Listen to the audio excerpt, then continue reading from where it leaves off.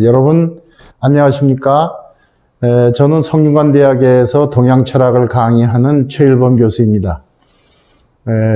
지난 시간에 제가 도가의 인문학이라는 강의를 시작했는데 오늘도 이어서 말씀드리겠습니다.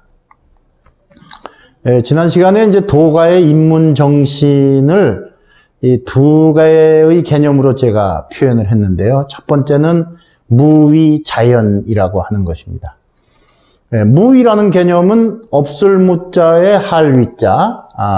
그래서 하는 게 없다. 아무것도 하지 않는다.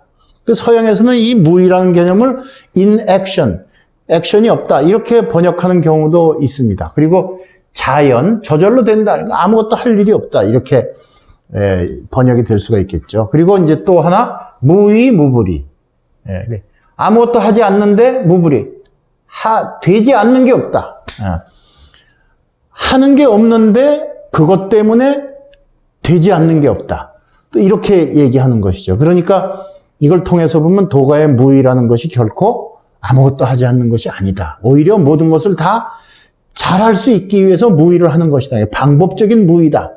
이렇게 볼 수가 있겠는데요. 저는 이 무위라는 개념을 설명하기 위해서 먼저 자연에 대해서 말씀을 드리고자 합니다. 다시 말씀드리면 노자에게 있어서 자연이라고 하는 개념은 어떤 것인가. 노자의 자연이라는 개념은 이게 타연과 서로 반대되는 개념이에요. 자연과 타연.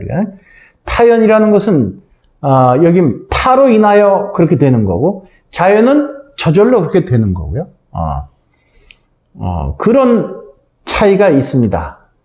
다시 말씀드리면 자연이라고 하는 것은 우리가 요즘 흔히 얘기하는 것처럼 물리세계, 네이처라는 의미에서의 자연세계가 아니고 어떤 그 정신적인 세계, 그것이 남으로 인해서 다른 것으로 인해서 그런 게 아니라 내가 스스로 그런 것이니까 어떤 정신적인 독립, 어떤 나의 주체를 확인하는 그런 정신적 경지를 자연이라고 한다.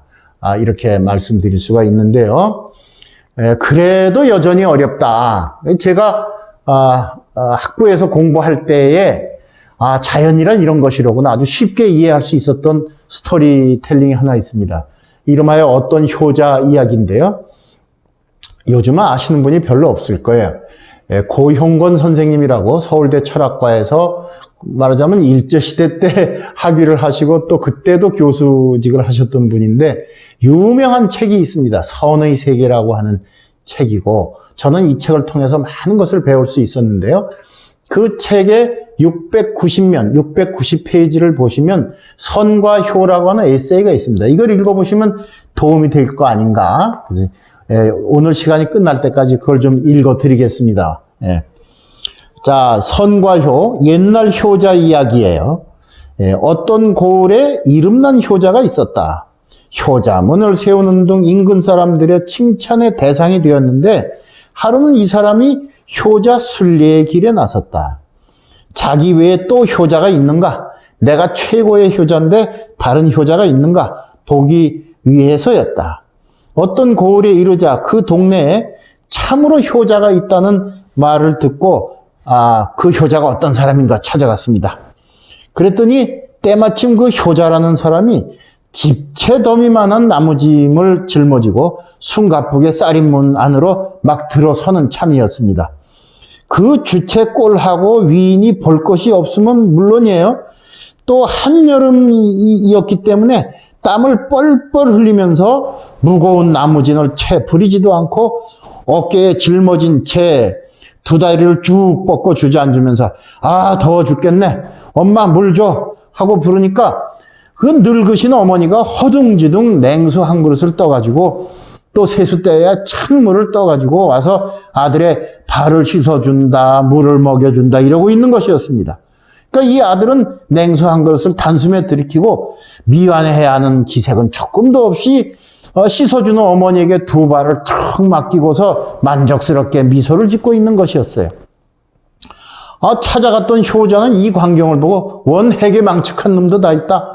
그래서 대성질타꾸지람을 했어요. 뭐 너같이 늙은 어머니를 이렇게 부려먹는 게 무슨 효자냐. 물론 이름난 효자의 안목에서 볼 때는 망측하기 짝이 없는 일이었습니다마는, 효자로 말하자면 어버이 모시기에 갖은 정성을 다해서 저녁에는 자리를 펴드리고 아침에는 일어나서 문안 인사를 드리고 뭐 이런 얘기들을 하는 건데, 그런데 이 마을의 효자라는 사람은 그게 아니라 어머니한테 발을 탁 씻게 하고 뭐 이런 거예요. 그러니까 이 효자가 볼 때는 이런 사람은 효자라고 할 수 없다. 그런데 그 효자라고 안내한 사람이 도리어 뭐라고 하느냐 하면, 여보세요, 효라는 것이 별것이 있습니까?